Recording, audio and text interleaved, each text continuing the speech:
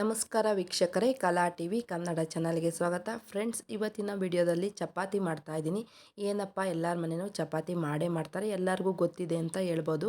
ಆದರೆ ಇವತ್ತು ನಾನು ಬೇಸಿಗೆಯ ಬಿಸಿಲಿನ ತಾಪಮಾನವನ್ನು ಸ್ವಲ್ಪ ಕಡಿಮೆ ಮಾಡ್ಕೊಳೋದಕ್ಕೆ ಚಪಾತಿ ಹಿಟ್ಟಿಗೆ ಬೀಟ್ರೇಟ್ ರಸವನ್ನು ಸೇರಿಸ್ಬಿಟ್ಟು ಚಪಾತಿ ಹಿಟ್ಟನ್ನು ಕಲಿಸ್ಕೊತಾ ಇರ್ತೀನಿ. ಎಲ್ಲರಿಗೂ ಬಿಸಿಲು ಅಂದರೆ ತುಂಬಾ ಭಯ ಇರುತ್ತೆ. ಹಾಗಾಗಿ ಜಾಸ್ತಿ ಬಿಸಿಲಿನ ಟೈಮಲ್ಲಿ ಚಪಾತಿನ ಮಾಡೋದು ಕಡಿಮೆ ಮಾಡ್ತಾರೆ. ಹಾಗಾಗಿ ಮಕ್ಕಳಿಗೆಲ್ಲ ಇಷ್ಟ ಇರುತ್ತೆ ಚಪಾತಿ ತಿನ್ನಬೇಕು ಅಂತ. ಆದರೆ ಬೇಸಿಗೆಯಲ್ಲಿ ನಾವು ಒಂದು ಸ್ವಲ್ಪ ಚಪಾತಿ ಮಾಡೋದನ್ನ ಕಡಿಮೆ ಮಾಡ್ತೀವಿ, ಉಷ್ಣಾಂಶದಿಂದ ಕೂಡಿದೆ ಚಪಾತಿ ಅಂತ ಅಂದ್ಬಿಟ್ಟು. ಆದರೆ ಮಕ್ಕಳಿಗೆಲ್ಲ ಇಷ್ಟ ಇರುತ್ತೆ, ತುಂಬಾ ಬೇಜಾರು ಮಾಡ್ಕೊತಾರೆ. ನೋಡಿ, ಈ ರೀತಿ ನಾವು ಚಪಾತಿ ಮಾಡೋದ್ರಿಂದ ತುಂಬಾ ಟೇಸ್ಟಿಯಾಗೂ ಇರುತ್ತೆ ಮತ್ತು ಆಹಾರದಲ್ಲಿ ಒಳ್ಳೆ ಪೋಷಕಾಂಶಗಳನ್ನ ಮಕ್ಕಳಿಗೆ ಕೊಟ್ಟಂಗಾಗುತ್ತೆ.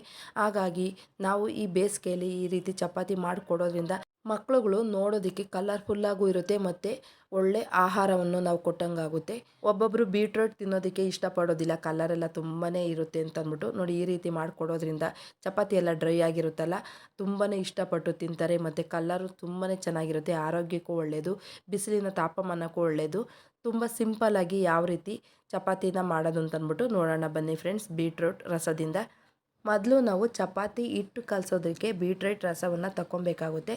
ನಾನು 1 kg ಬೀಟ್ರೇಟ್ನ ತುರಿದ್ಬಿಟ್ಟು ಅದರಿಂದ ಬಂದಿರೋ ರಸನೆಲ್ಲನ ನೋಡಿ ಈ ರೀತಿ ತಗೊತಾ ಇದ್ದೀನಿ. ತುಂಬ ಸಿಂಪಲ್ಲಾಗಿ ತೊಗೊಬೋದು. ನೋಡಿ, ಈಗೆಲ್ಲನ ರಸನ ತೆಗೆದಿಟ್ಕೊಂಡಿದ್ದೀನಿ. ಈಗ ಚಪಾತಿ ಹಿಟ್ಟನ್ನು ಕಲಿಸ್ಕೊಳ್ಳೋಣ. ಚಪಾತಿ ಹಿಟ್ಟನ್ನು ಕಲಿಸ್ಕೊಳೋದಕ್ಕೆ ನಾನು ಗೋಧಿ ಹಿಟ್ಟನ್ನು ಹಾಕ್ಕೊಂಡಿದ್ದೀನಿ. ರುಚಿಗೆ ತಕ್ಕಷ್ಟು ಉಪ್ಪನ್ನು ಸೇರಿಸ್ಕೊತಾ ಇದ್ದೀನಿ. ತುಂಬ ಸ್ಮೂತ್ ಆಗಬೇಕು ನಮಗೆ ಚಪಾತಿ ಅಂತಂದರೆ ಒಂದು ಸ್ವಲ್ಪ ಚಿರೋಟಿ ರವೆನ ಹಾಕ್ಕೊಬೇಕಾಗುತ್ತೆ. ನಾನು ಇಲ್ಲೊಂದು 50 ಗ್ರಾಮ್ ಚಿರೋಟಿ ರವೆ ಹಾಕ್ಬಿಟ್ಟು ಎಲ್ಲ ಒಂದು ಸಲ ಮಿಕ್ಸ್ ಮಾಡ್ಕೊತಾ ಇದ್ದೀನಿ. ಈಗ ನಾನು ಚಪಾತಿ ಹಿಟ್ಟು ತೊಗೊಂಡಿದ್ದೀನಲ್ಲ, ಅರ್ಧದಲ್ಲಿ ಮಾತ್ರ ನಾನು ಬೀಟ್ರೇಟ್ ರಸವನ್ನು ಉಪಯೋಗಿಸ್ಬಿಟ್ಟು ಚಪಾತಿ ಹಿಟ್ಟನ್ನು ಕಲಿಸ್ಕೊತಾ ಇದ್ದೀನಿ. ಯಾಕೆ ಅಂತಂದರೆ ಎಲ್ಲದಕ್ಕೂ ಹಾಕ್ಬಿಟ್ಟು ಕಲಿಸ್ಕೊಂಡು ಆಮೇಲೆ ನೀರು ಹಾಕೊಂಡು ಕಲಿಸ್ಕೊಬೋದು. ಆದರೆ ಕಲರ್ ಮಾತ್ರ ಇರುತ್ತೆ. ಮಕ್ಕಳಿಗೆಲ್ಲ ಈ ರೀತಿ ಕೊಡಬೇಕಾದ್ರೆ ತುಂಬ ಇಷ್ಟಪಟ್ಟು ತಿಂತಾರೆ, ಆದರೆ ಕಲರ್ ಮಾತ್ರ ಇರುತ್ತೆ. ನೋಡಿ, ಹೀಗೆ ರಸದಲ್ಲೇ ಕಲಿಸ್ಬಿಟ್ಟು ನಾವು ಮಾಡೋದ್ರಿಂದ ಹೆಲ್ತ್ಗೂ ತುಂಬಾ ಒಳ್ಳೆಯದು. ಹಾಗಾಗಿ ಬೀಟ್ರೇಟ್ನ ತಿಂದಿಲ್ದವ್ರಿಗೂ ಅನುಕೂಲ ಆಗುತ್ತೆ. 1 kg ಬೀಟ್ರೇಟ್ ರಸದಿಂದ ನಾವು ಒಂದು 10ರಿಂದ 12 ಚಪಾತಿಗಳನ್ನ ಮಾಡ್ಕೊಬೋದು. ಮತ್ತು ಇನ್ನು ಬೇಕು ಅಂತಂದರೆ ನಾವು ಪ್ಲೈನಾಗಿ ಕಲಿಸ್ಕೊಂಡ್ರೆ ಆವಾಗ ಕಲರ್ಫುಲ್ಲಾಗೂ ಇರುತ್ತೆ, ಅದನ್ನು ತಿಂತಾರೆ. ಈಗ ಪ್ಲೈನಾಗಿ ಮಾಮೂಲಿ ನಾವು ಚಪಾತಿನ ಮಾಡ್ತೀವಲ್ಲ, ಅದನ್ನು ತಿಂತಾರೆ, ತುಂಬಾ ಚೆನ್ನಾಗಿ ಇಷ್ಟಪಟ್ಬಿಟ್ಟು ತಿಂತಾರೆ.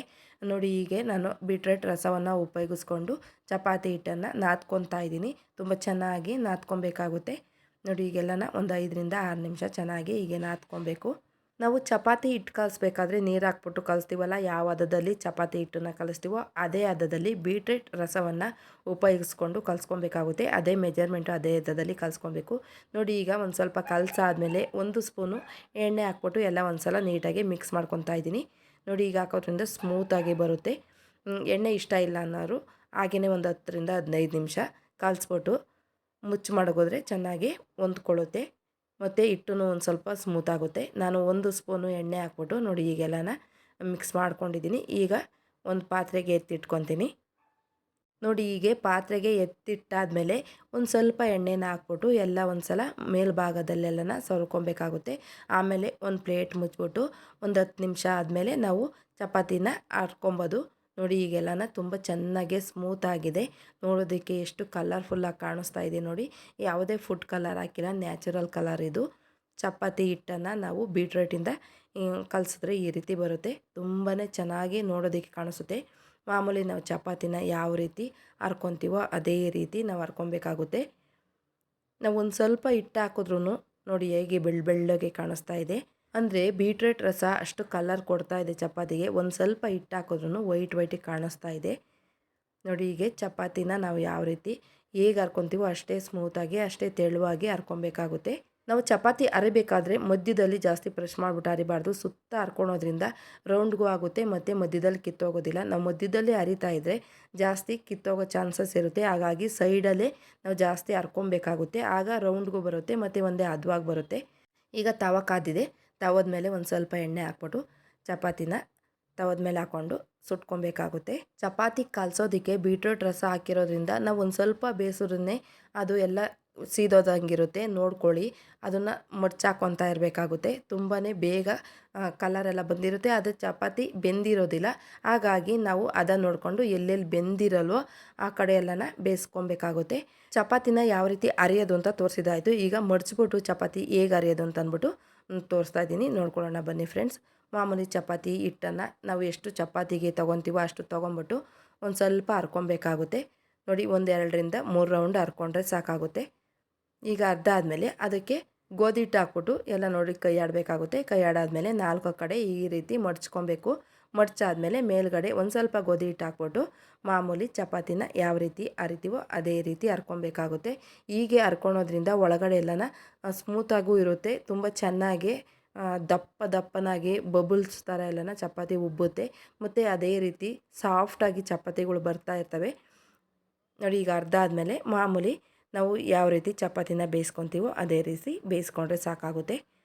ನೋಡಿ, ಒಂದು ಸ್ವಲ್ಪ ಬೇಯೋದ್ರೊಳಗಡೆ ಯಾವ ರೀತಿ ಉಬ್ತಾ ಇದೆ ಅಂತಂದ್ಬಿಟ್ಟು ನೋಡಿ ಎಷ್ಟು ಚೆನ್ನಾಗಿ ಉಬ್ತಾ ಇದೆ. ಈಗ ಮಡ್ಚಾಕೊಬೇಕಾಗುತ್ತೆ. ಬೀಟ್ರೇಟ್ ರಸ ಹಾಕಿರೋದ್ರಿಂದ ಒಂದು ಸ್ವಲ್ಪ ಬೇಯಿಸೋದ್ರೂ ಬೆಂದಂಗೆ ಆಗುತ್ತೆ. ನೋಡಿ, ಎಲ್ಲನ ಯಾವ ರೀತಿ ಸೀದೋದಂಗೆ ಆಗುತ್ತೆ, ಆದರೆ ಒಳಗಡೆ ಎಲ್ಲ ಬೇಯಬೇಕಲ್ವ. ಹಾಗಾಗಿ ಮಧ್ಯಮ ಉರಿ ಇಟ್ಕೊಂಡು ನಾವು ಚಪಾತಿನ ನೀಟಾಗಿ ಬೇಯಿಸ್ಕೊಬೇಕಾಗುತ್ತೆ. ಹಸಿ ಇದ್ದಾಗೆ ನಾವು ಚಪಾತಿನೆಲ್ಲ ತಿನ್ನಬಾರ್ದು. ಈಗ ಸುತ್ತಲೂ ಎಲ್ಲ ಕಡೆಯೂ ಚೆನ್ನಾಗಿ ಬೇಯಿಸ್ಕೊಬೇಕಾಗುತ್ತೆ ಚಪಾತಿನ.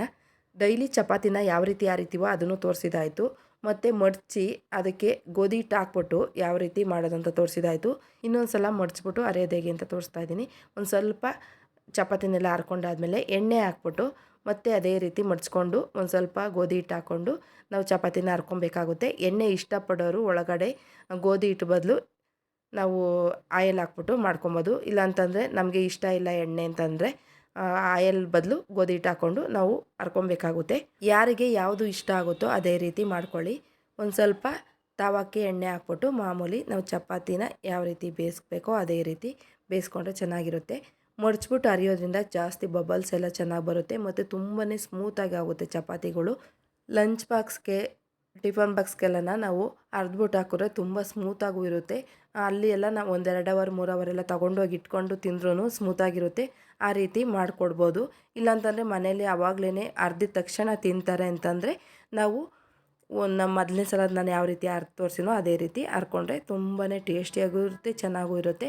ಇವತ್ತು ಚಪಾತಿನ ಹೇಗೆ ಸಿಂಪಲ್ಲಾಗಿ ಬೀಟ್ರೂಟ್ ರಸವನ್ನು ಉಪಯೋಗಿಸಿ ಮಾಡ್ಬೋದು ಅಂತಂದ್ಬಿಟ್ಟು ನಾನು ಸರಳವಾಗಿ ತೋರಿಸ್ಕೊಟ್ಟಿದ್ದೀನಿ. ಈ ವಿಡಿಯೋ ಎಲ್ಲರಿಗೂ ಇಷ್ಟ ಆಗಿದೆ ಅಂತ ನಾನು ತಿಳ್ಕೊತಾ ಇದ್ದೀನಿ. ಇಷ್ಟ ಆಗಿದರೆ ಕಲಾ ಟಿವಿ ಕನ್ನಡ ಚಾನಲ್ನ ಸಬ್ಸ್ಕ್ರೈಬ್ ಮಾಡ್ಕೊಳ್ಳೋದ್ರ ಮೂಲಕ ನನಗೆ ಸಪೋರ್ಟ್ ಕೊಡಿ. ಹಾಗೆ ಈ ವಿಡಿಯೋಕ್ಕೊಂದು ಲೈಕ್ ಕೊಡಿ. ಇವತ್ತು ನಾನು ಮಾಡಿರೋ ಚಪಾತಿ ತುಂಬ ಇಷ್ಟ ಆಗಿದ್ದರೆ ನಿಮ್ಮ ಅನಿಸಿಕೆ ಅಭಿಪ್ರಾಯನ ಕಮೆಂಟ್ ಮೂಲಕ ವ್ಯಕ್ತಪಡಿಸಿ.